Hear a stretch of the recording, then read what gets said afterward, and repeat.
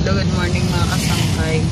Good morning mga kasangkay. Hello. So ngayon mga kasangkay, dito tayo ngayon sa Pilisa Road, no?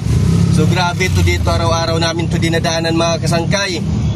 Ay ngayon makikita natin grabe yung sasakyan, napakadami talaga. Dati kapag tumatakbo kami dito, ay tumatakbo kami ng 80, 70 hanggang 100. So ngayon 10 na lang yung takbo namin. Ayan, pakita mo si Mara, si Siamara yung ihatid namin na yan. Good morning Mar, ang bida natin, isang bida natin si Siamara. Hello, good morning Mara. Nakuya siya. At good morning. Dahil si Mara ay hindi pa tulit kasi 6:30 pa lang naman eh. Tsaka kasi nag-oras siya magsibibis. Hindi kasi si Mara gali kasi matagal magbihis. At saka siyempre ay so ganito mga kasangkay, no? Naya siya kasi yung sapatos. Pero pagdating sa aktingan, napakagaling ni Mara. Talagang big actress at saka magaling na magaling talaga siya Mara. Wala akong masabi.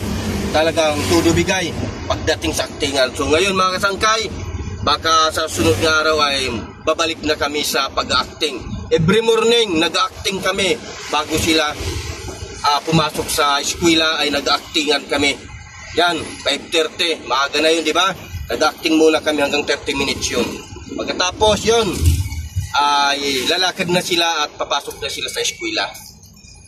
Yan, no? So siyempre ay napaka-traffic talaga. Pinapakita namin sa inyo yung daanan namin dito nga. Noon ay tumatakbo kami 70, 80 hanggang 100. Ngayon, 10 hanggang 15 na lang. Yung takbo namin, naku, grabe, ang dami na talagang mayayaman. Ang dami ng kontraktor. So ayan na mga kasangkay, siyempre ay enjoy lamang. At saka siyempre ay mayuntuntag sa tanan, Luzon, Visayas, Mindanao. Ito ay si kasangkay lang naman ito. So ngayon ay kita nyo yung traffic hanggang doon, oh. Ay lumiliko pa, oh. Hanggang doon, malayo pa ito mga kasangkay yung traffic. Bali from Kabugwason to Taala pa lang. Ito yung 2 minutes na, 2 minutes point 28 seconds ang takbo. Grabe. Ito yung takbo na bago nito, di ba? Yung 2 minutes mga kasangkay, saan na yung mararating mo kapag tumakbo ka 70-80? Yung gasolina natin. Ganito naka-traffic yung yung Pilisa Road, grabe, no? Dami na talaga ang laki na yung pinagbago. So, kasi dami na residente dito, di ba? Dami na talaga, madami ng village dito, kaya yun na lang yung takbo ng ating dito. Yan mga kasangkay, no? Siyempre ay ito yung pagtakbo natin hanggang sa makarating tayo sa eskwela ni Inday Siamara. So, ayan.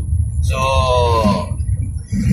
panoorin nyo yung eskwela ni Siamara kasi si Siamara isa siya sa mga pinakamatalinong bata doon sa school nila. Siya ay grade 4 student. Siya ay grade 4 student at matalino siya. Siya kamatalino, pero pinakamabata. Tingin ka sa camera. Mayaya magtingin sa camera pero pagdating sa aktingan ay napakagaling. Siyempre kayo, issue pa sa mga mo, ilang beses mo siya papinusinahan. Idol ko yan pagdating sa aktingan, si Siamara. So ayan yung camera, gandaan mo mag-hawak. Ayan. Wag kasi pangit yung gumaganong-ganon yung camera, dapat maganda naman. Ayan. Dapat gandahan mo naman camera, ano ka ba naman? So ito ay malapit na tayo, medyo bilis na yung takbo namin. At saka siyempre ay ito, didiretso pa kami sa magpapa-emission kami at didiretso kami sa LTO para magpa-restro ng sasakyan namin. Saan ba napupunta yung yung bayad ng car registration? Baka doon sa sa kontraktor. Sa kontraktor So ayan mga kasangkay, so siyempre ay maraming salamat sa mga nanonood at patuloy na susuporta sa Kasangkay Vlog RC at sa Kasangkay Re. At saka siyempre press, follow, at saka siyempre comment, share, and panoorin nyo. Thank you so much mga kasangkay. Malapit na kami sa eskwelahan ni Siamara. Yun, good morning sa lahat. Okay na.